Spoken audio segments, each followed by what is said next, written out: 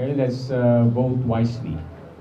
Okay, boto po natin yung may karapatan at yung karapat-dapat. Okay? And para sa atin namang maboboto, don't waste your opportunity or don't waste your rights. Okay? Bumoto kayo kasi kailangan namin kayo para sa isang progresibong Ilocos Norte, para sa progresibong bayan. Okay? Huwag kayong complain ng complain tapos hindi naman kayo bumuboto. Okay? Complain kayo ng ganito. Bakit kasi yan ang binoto? Bakit ang tanong ko, ikaw ba bumoto ka?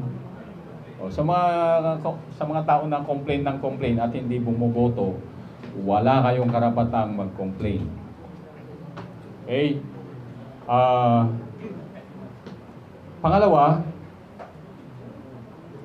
let's keep it safe.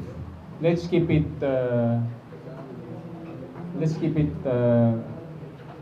Ilocos Norte as the most peaceful, most secured place of election.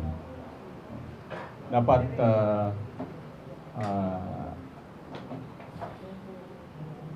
let's uphold yung karapatan ng mga tao para magsalita freely by voting for the right persons.